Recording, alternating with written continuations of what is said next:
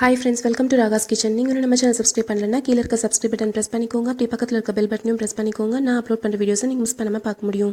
Friends, இன்னைக்கு வீடியோல சுவையான சத்தான இந்த சிகப்பு அவல்ல செய்யற லட்டு எப்படி பண்றதா ஃப்ரெண்ட்ஸ் பார்க்க போறோம். இது ஒரு தடவை செஞ்சா 15 நாள் வரைக்கும் வச்சு சாப்பிடலாங்க. ரொம்ப டேஸ்டியாவும் இருக்கும். அதே மாதிரி ரொம்ப ஹெல்த்தியும் கூட. இதுக்கு ஃபர்ஸ்ட் ஒரு pan எடுத்து அதுல 3 கப் அளவுக்கு சிகப்பு அவல் எடுத்துக்கலாம். 1 கப் அப்படின்றது வந்து 100 கிராம் அளவுக்கு இருக்குங்க. 3 கப் சிகப்பு அவல்ன்றது 300 கிராம் அளவுக்கு சிகப்பு அவல் எடுத்திருக்கேன் இன்னைக்கு. இதை கம்மியான தீயில வச்சு நல்லா வறுத்துக்கோங்க. ரொம்ப வறுக்கணும்னு தேவை கிடையாது. கொஞ்சம் சூடாகிற அளவுக்கு வறுத்தா போதும். இந்த சிகப்பு அவல் வந்து ரொம்ப சத்து அதிகமானது. இதில் வந்து இரும்பு சத்து அதிகமாக இருக்குது, மெக்னீஷியம் சத்து அதே மாதிரி அதிகமாக இருக்குது. புற்றுநோய் வராமல் தடுக்கிறதுக்கான சத்துக்கள் கூட இதில் ரொம்ப அதிகமாக இருக்குங்க. சாதாரணமாக நம்ம வெள்ளை அவல் வந்து உபயோகப்படுத்துறதை விட சிகப்பு அவல் உபயோகப்படுத்துறது ரொம்ப நல்லது. இது இப்போ நல்லா வறுப்பட்டுருச்சு பாருங்கள், நல்லா சூடாயிருச்சு அவல். இப்போ நம்ம ஸ்டவ் வந்து ஆஃப் பண்ணிடலாம். கிட்டத்தட்ட ஒரு 4 நிமிஷம் ஆச்சுங்க இது வறுக்கிறதுக்கு. இது கொஞ்சம் சூடாக ஆறட்டும். அது வரைக்கும் நம்ம ஒரு தட்டில் கொட்டி ஆற வச்சிடலாம். நான் இன்றைக்கி வந்து இது கூட சிகப்பு அவல் கூட சேர்த்து பாதாம் வந்து சேர்க்க போகிறேங்க. ஒரு 10 பாதாம் அளவுக்கு எடுத்திருக்கேன். இதையும் நல்லா வந்து வறுத்துக்கலாம். லைட்டாக ப்ரௌன் கலரில் ஆகிற வரைக்கும் வறுத்துக்கலாம். இதுக்கு பதிலாக முந்திரி, திராட்சை இதெல்லாமே சேர்த்துக்கலாம். ஆனால் வந்து முந்திரி திராட்சையை விட பாதாமில் வந்து உங்களுக்கு சத்துக்கள் அதிகம். அதனால நான் இன்றைக்கி பாதாம் சேர்த்துருக்கேங்க. இது இல்லை அப்படின்னா இதுக்கு பதிலாக நீங்கள் முந்திரி கூட சேர்த்துக்கலாங்க. இப்போ இதுவும் வறுப்பட்டுருச்சு. இதையும் அது கூடவே சேர்த்து ஆற விட்டுறலாம். இப்போ அதே பேனில் ஒரு 3லேருந்து 4 ஸ்பூன் அளவுக்கு நெய் சேர்த்திக்கலாம்.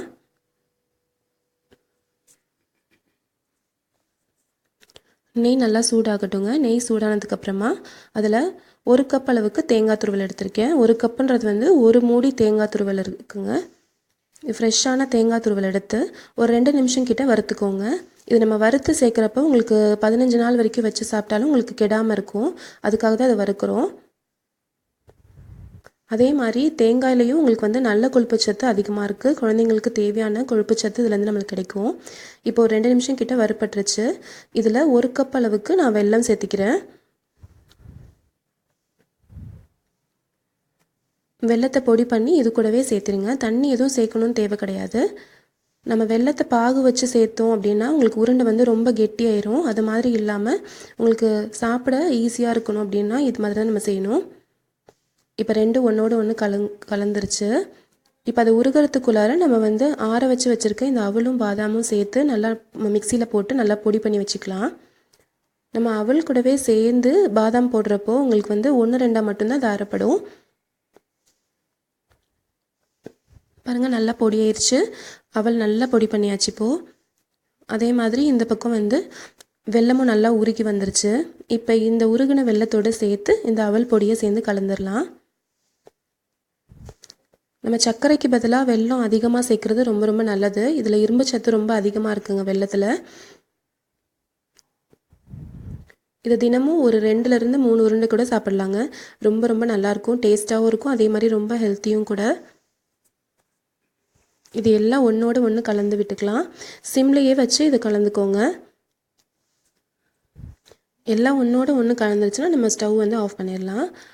இப்போ எல்லாமே நல்லா மிக்ஸ் ஆகி வந்துருச்சுங்க. வெல்லம், தேங்காய், அப்புறம் நம்ம அரைச்சி வச்ச அவளுடைய பொடி எல்லாமே ஒன்றோட ஒன்று நல்லா கலந்து வந்துருச்சு.